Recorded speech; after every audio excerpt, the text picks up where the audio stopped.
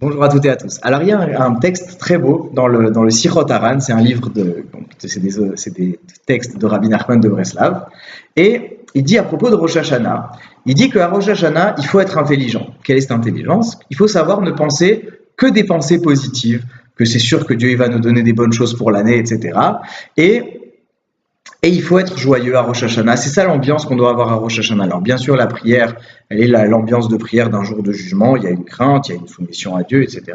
Mais l'ambiance de notre attitude vis-à-vis du Rosh Hashanah du jugement de Dieu à notre égard, ça doit être un a priori positif. C'est sûr que Dieu il va me donner des bonnes choses. Bezrat Hashem, je vais être joyeux, tout va très bien se passer. Alors, quelle est cette attitude? Alors, c'est écrit dans le Teilim, dans les psaumes, il y a un verset étrange qui dit Dieu, c'est ton ombre. Hashem tzilcha liad yeminecha.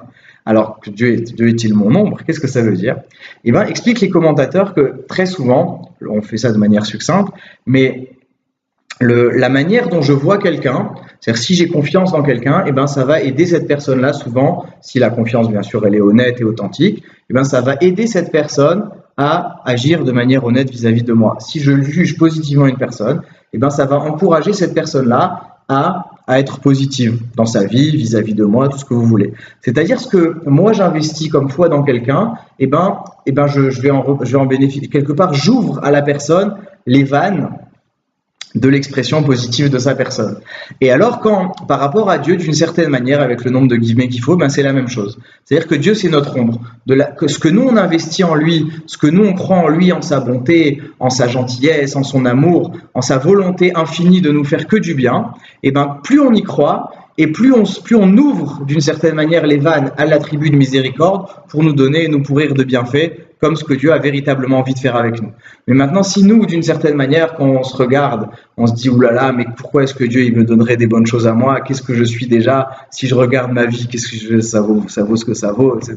Pourquoi Dieu me donnerait-il des bonnes choses ?» Et quelque part, à ce moment-là, on ne croit pas en la miséricorde d'Hachem, on ne croit pas en son amour, et d'une certaine manière, on participe à fermer les vannes, parce qu'on ne donne pas la force à notre ombre, qui est ce comportement divin, de nous envoyer le retour, parce que nous-mêmes, notre attitude vis-à-vis de nous-mêmes et de notre propre vie, c'est négatif. Donc à Rosh Hashanah, le jour du jugement, que du positif, voir le bien, voir l'avenir en rose, ça va être génial, ça va être fantastique, et c'est ça qui va nous donner, Bezrat Hashem, une très bonne année, que Dieu vous bénisse.